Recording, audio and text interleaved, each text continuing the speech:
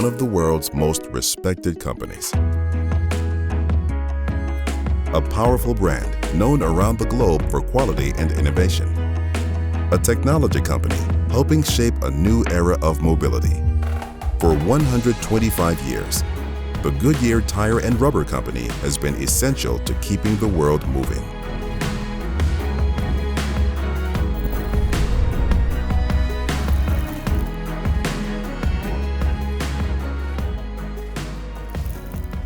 But in 1898, it was nothing more than two empty factories on Market Street in Akron, Ohio, USA.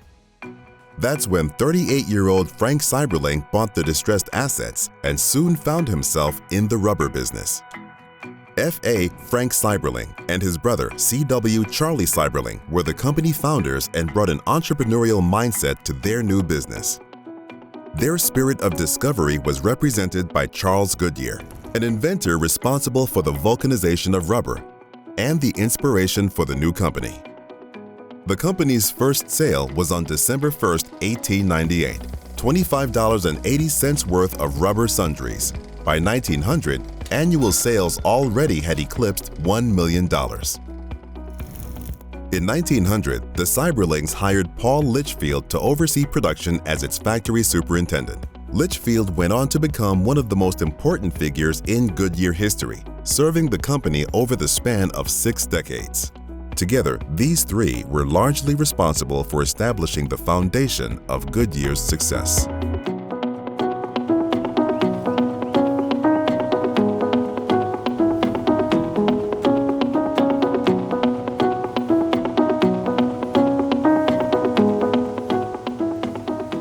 I'd like to start and talk about a statement that the wonderful Paul Litchfield made. A business is like an individual. It has a head, heart, and hands. And the heart is just as important as the head and the hands. And the reason the heart is important is a company can have a very successful product, but if it doesn't have employees back home that respect each other, can work together, and most importantly, solve problems, that company will probably not be sustainable. Now, of course, this is setting the stage for that dynamic team of F.A. and C.W. Seiberling. And F.A. was considered the head with his brilliance and genius for business, and C.W. was the heart with his brilliance for human relations. Bicycle and carriage tires were the main products that carried Goodyear through its first few years, supplemented by other items such as horseshoe pads, rubber bands, golf balls, and poker chips. That was followed by a wave of product innovation spurred by the growth of the automobile. In 1901, Litchfield's straight side tire, marketed as the no-rim cut, was Goodyear's first tire innovation. 6 years later, Goodyear introduced its first all-weather tread design, featuring diamond-shaped blocks for better traction. The tread pattern became one of the company's best known and would be its leading design into the 1940s. Company expansion also began in the early 1900s.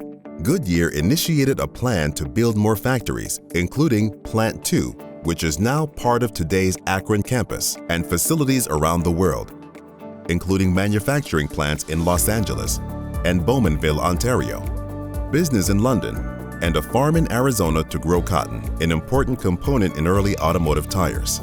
The company even established a new residential community in Akron, as Goodyear Heights was developed under Frank Seiberling's leadership.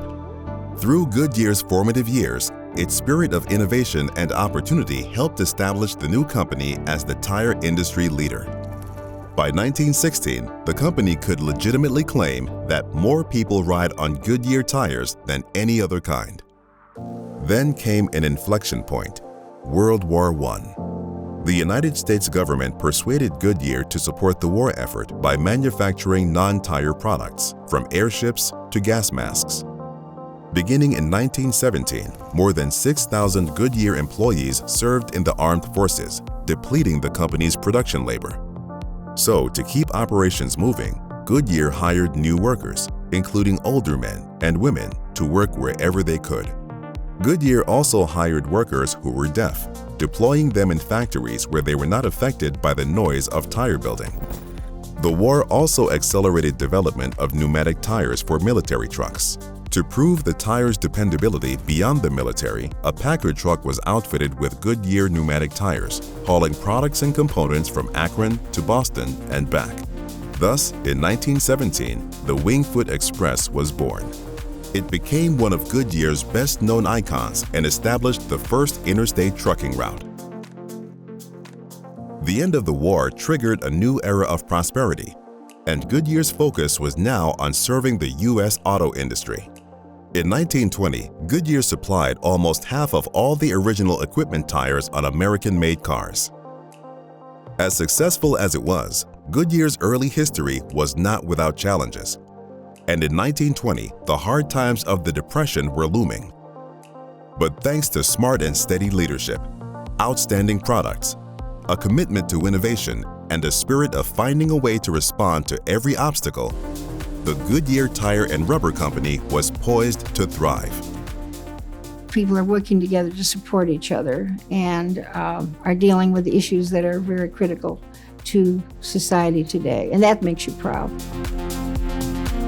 For the more than 100 years that followed, Goodyear remained essential to enabling mobility around the world, just as it is today.